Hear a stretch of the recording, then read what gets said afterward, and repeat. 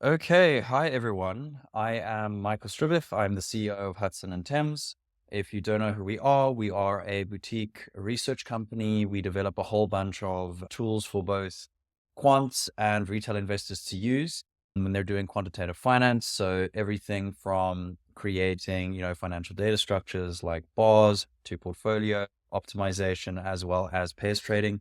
We have a whole suite of tools that we build and make available to people. And we found from personal experience that quants, and particularly people who are in the kind of financial engineering space who maybe don't have your classic computer science background, they tend to lack a lot of the computer science skills. And so internally, what I did is I prepared a talk for Hudson and Thames that spoke a little bit about Git and branching models and pull requests as a way to kind of technically upskill some of our juniors. And the talk was received very well. And so what we decided to do is have me do a recording of this so that we could distribute it, more widely and hopefully help out other quants and people out there with their kind of practice when developing and working with source code. So the target audience is if you're someone who is either been writing a little bit of code for a while and you're familiar with what Git, like roughly speaking, is, you know what branches are, and you've maybe had your fair share of one or two pull requests. But this is kind of supposed to help you bridge the gap from entry level, kind of know what these tools are, but I don't quite know, into kind of being proficient and understanding how to work in a team collaboratively when writing code. And so this talk is a way of addressing that and kind of bringing those skills across to these kinds of folks. So without further ado, let's dive in. So why does Git exist in the first place? I think this is a really good place to start, right? So collaboration is an essential part of writing software. It's just one of those things. If you go work in any tech company, sooner or later, you're going to run into a situation, sooner rather than later, really, where you're going to be working on the same code base with multiple people. And this is just how software is written nowadays. You don't just write software by yourself in your bedroom. You're typically working on a team. And so multiple people need to work on the same code base at the same time. And this kind of simple fact leads to a whole bunch of complications, right? You have to look at things like who has the latest version. How do we roll back when things break? What happens when we break things? How do we sync up our code? How do I take the piece of code that you have and the piece of code that I have and merge them together? What happens if we both work on the same pieces of code at the same time? How do we manage conflicts? That's kind of why Git exists, and it attempts to solve all of these problems. And besides this, Git also has some additional qualities that are quite amazing.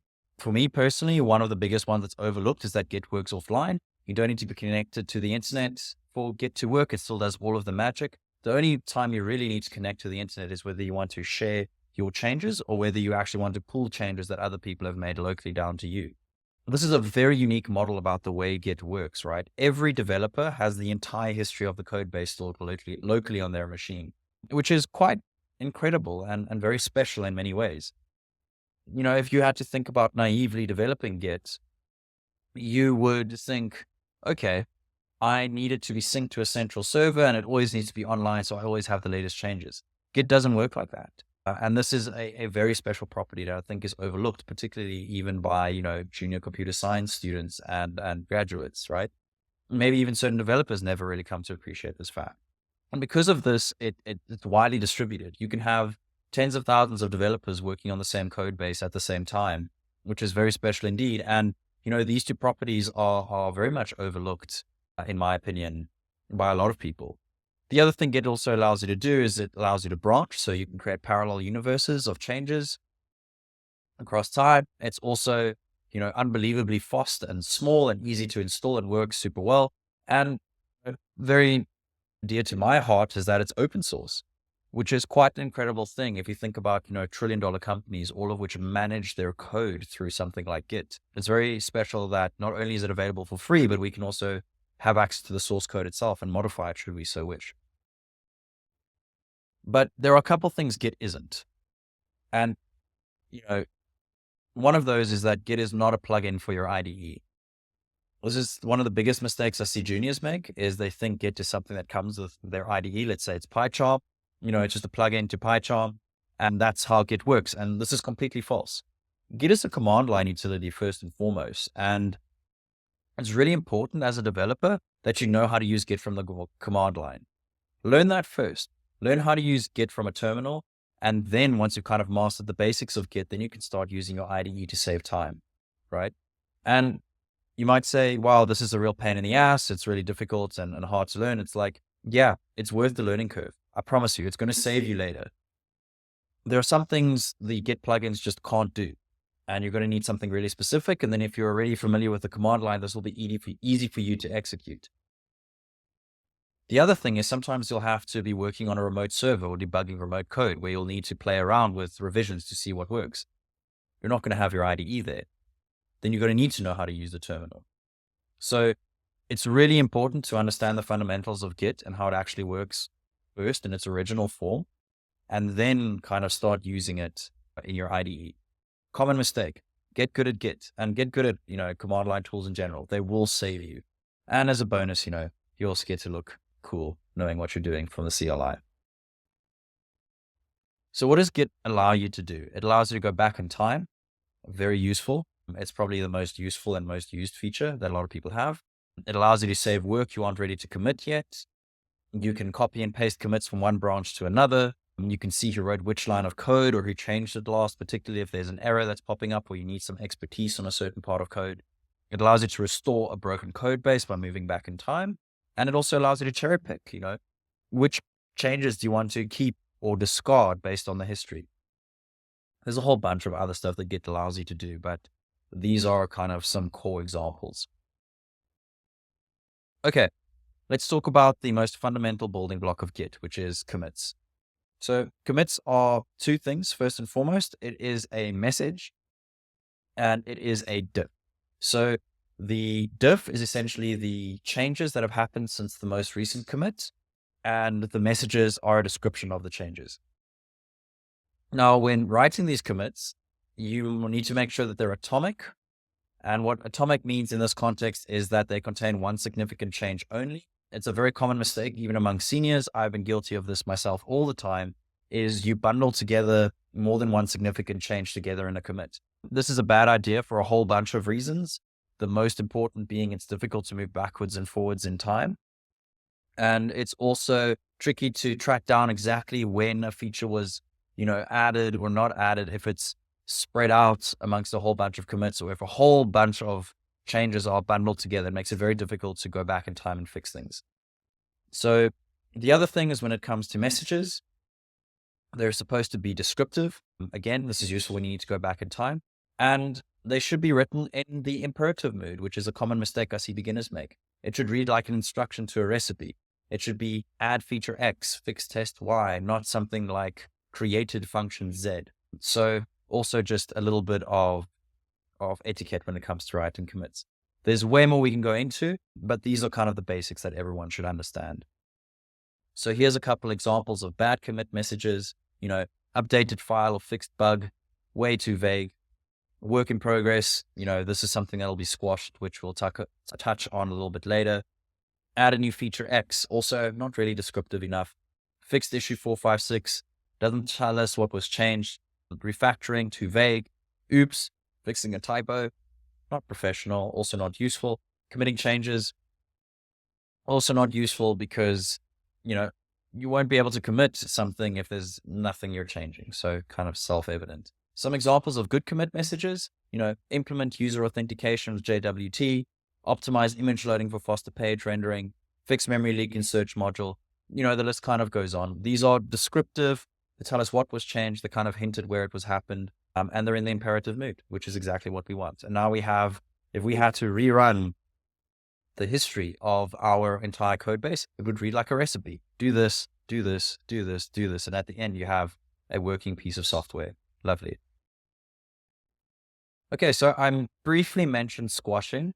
This is a advanced technique. If you're a beginner to Git, I don't expect you to be squashing your commits just yet. But at some point, you're going to master the basics of Git and you're going to want to know how to do this. So essentially what squashing is it's bundling a bunch of commits into a single commit, known as a squash. And you do this with your work in progress commits. So I often use work in progress commits because while I'm experimenting, I want to be able to move forward and backwards in time while iterating and making changes very rapidly. But if you merge this in, all of these, work in progress commits into your main branch, it makes it very difficult now to travel forwards and backwards in time between working versions. And so to just do the nice thing and keep everything clean, we squash our commits using the rebase command. It's out of the scope of this talk, but it's something you're going to want to Google later on once you're comfortable and you recognize this and you're like, hey, can't I make this way neater and bundle my changes together? Yes, use squashing. Okay, the other thing that Git allows us to do is branch, right? So we can have parallel histories or parallel universes of our code base. And this is very useful when we want to add changes or experiment. So you can branch off of any other branch and commit changes there. And then you're happy with those changes. You can merge those changes back into any other branch. But usually you'll be merging them back into the base branch that you kind of branched off of. And there are a lot of patterns for how to do this. And there's a lot of different ways you can do this. So we're going to cover some of the branching models from the simplest to the most complicated. So the first is what's known as the centralized workflow. This is the simplest branching model that you can do. Everyone works on the main branch and the main branch only. There is no branching off. And this is super simple. So you can see an example of it here. This is great if you are one, maybe two developers, but it immediately stops working well when you have a large number of contributors. There's conflicts all the time. You have to constantly be pulling. It's difficult to test. Shipping is quite difficult with this as well, because you'll constantly be pushing out. If you have continuous deployment and integration, you'll constantly be pushing out releases, which could be a problem. So it works great when you're trying to get a project up and running quickly, or if you're very few people hacking on something. But it's a bad idea if you're actually trying to collaborate in any kind of team, more than 2 to 3 people, at least in my experience. So the solution to this is what's known as feature branches. We have one main branch, and then what we do is developers branch off of this, work on a feature branch, and when they're ready, they will then make a pull request back into the main branch. So we'll touch on what pull requests are a little bit later, but essentially what you're doing is you're asking permission to have your changes become part of the main branch.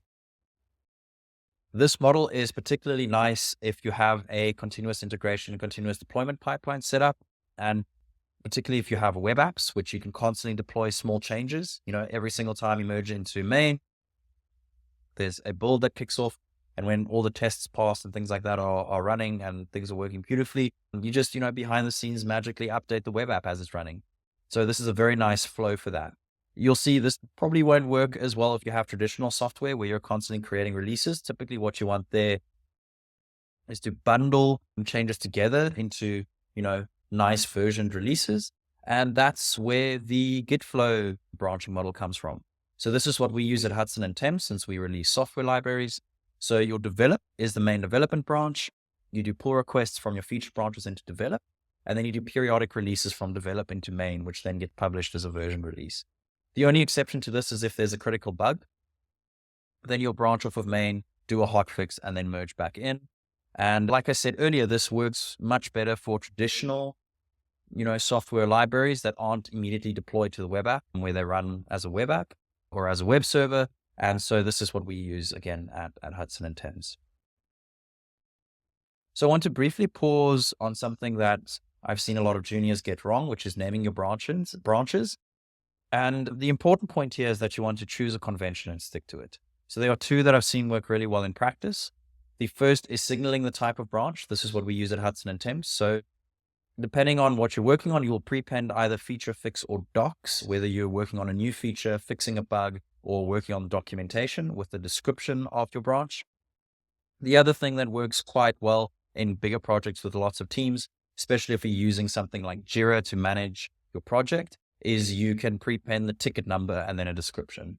It's up to you which one you use. I just think it's good to stay consistent. And this is very useful when trying to find where changes happened, especially on your Git server of choice, whether it's GitHub or GitLab or Bitbucket, that kind of thing. All right, so now we're going to turn to pull requests. So we've spoken about these a little bit earlier on. When you want to merge your feature branch into a main development branch, you wouldn't just do this willy-nilly typically. You'd use what's known as a pull request. What you're essentially saying to your team is, and what essentially you're saying when you're making a pull request is you're saying to your team, look, I've made some changes on this branch. I want you to please check if you agree with my changes. And if you do, please merge them in to the main branch. So what assigned members will then do when you've opened up a pull request, they'll do what's known as a code review, where they'll give you some feedback, maybe ask you to make some changes to make sure everything works properly. We'll talk a little bit about code review in a second. And then once they've accepted the changes, then you can merge it in, and then it becomes part of the main kind of development code base. And code review is both an art and a skill. It's a tricky thing to get right, but if you do get it right, it basically unlocks superpowers for your team. And so it's something worth paying attention to. And I think it's woefully underutilized in industry. There are very few people that actually use it properly, but if you do use it properly, it is a game changer, particularly for upskilling juniors. So I want to spend some time talking about code review and how to do it properly.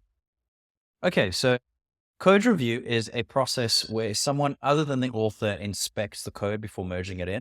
And it's a critical gatekeeping method to maintain quality and ensure that the code base stays healthy. And there are two parties. There's the author and there's the reviewers.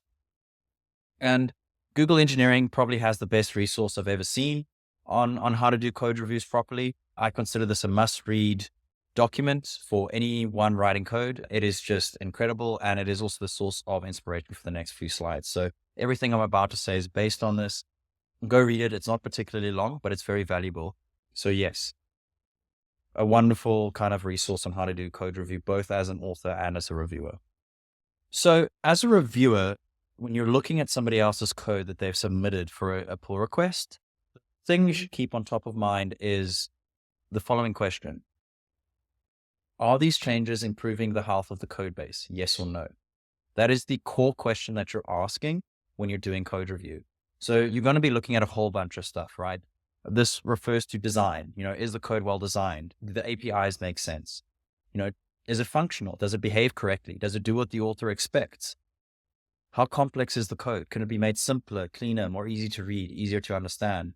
Is it tested? Does it test the behavior accurately? Does it test in a way that we expect things to work? What about common failure modes? Does it test for those? That kind of thing. Are the variables, the functions, the methods, that kind of thing, are they named well? Do they make sense? Are they descriptive? Especially in a language that is dynamically typed like Python.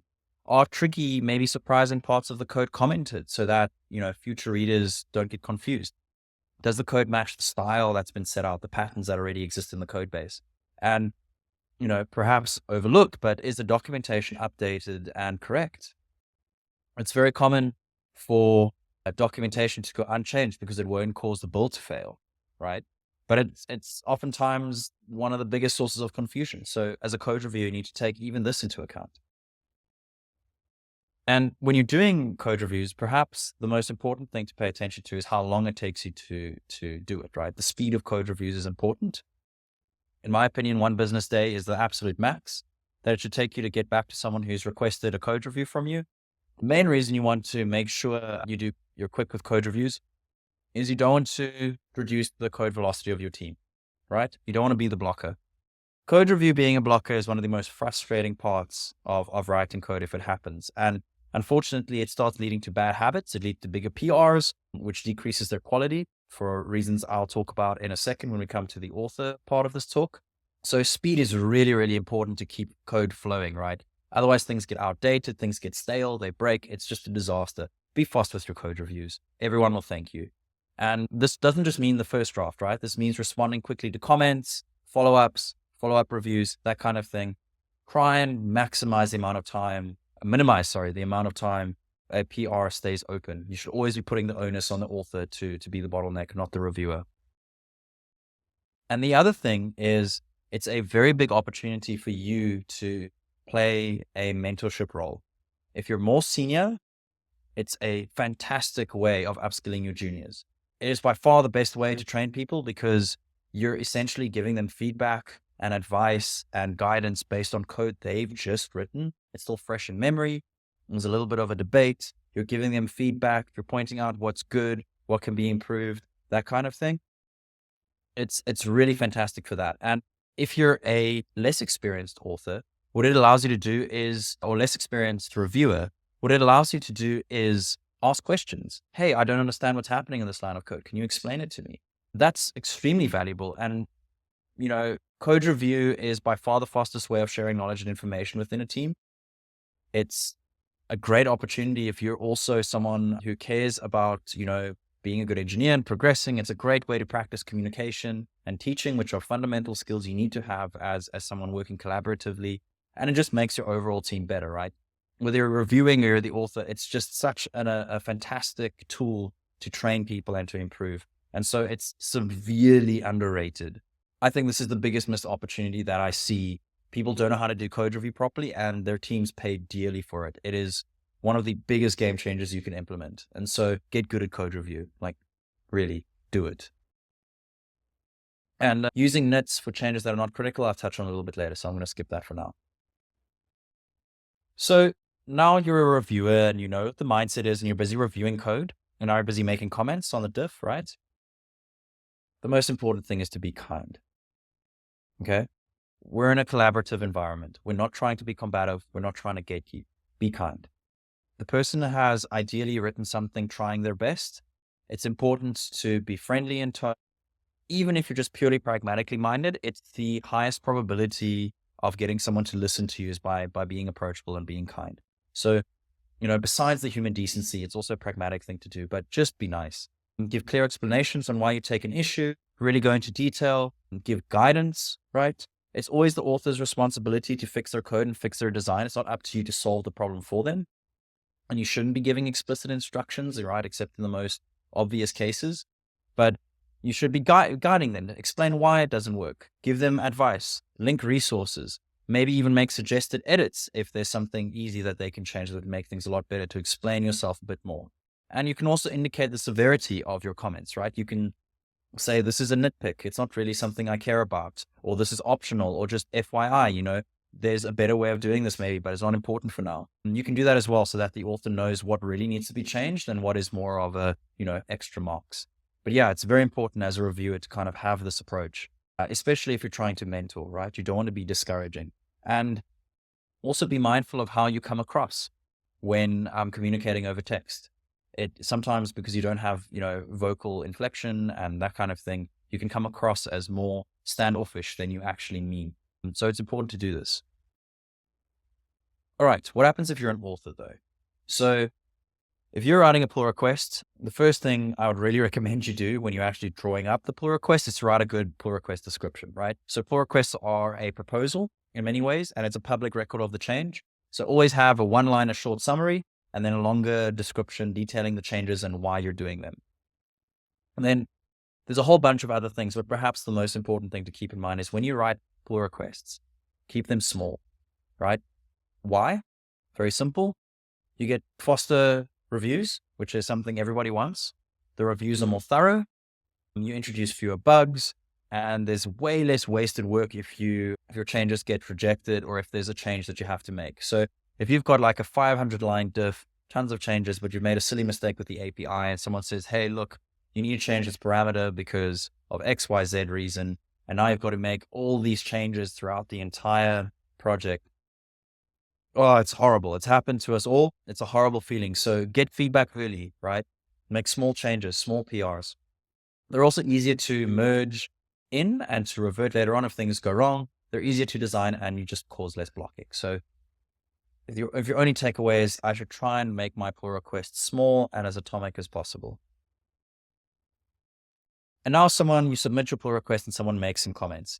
Just like the reviewer is trying to be kind, as an author, don't take the comments personally. Never respond in anger. You are not your code. That's the most important thing to realize when it comes to this process. The code needs to be good, but it's not a reflection of who you are, right? And when someone does give you feedback, your first instinct should always be to fix the code, right? So if the reviewer doesn't understand, odds are future readers won't understand either, and that future reader includes you, unfortunately. So your first instinct whenever someone makes a critique is, oh man, I probably haven't done this as accurately as I can or as cleanly as I can. Let me go back and fix it. If you're confused, ask clarifying questions, right?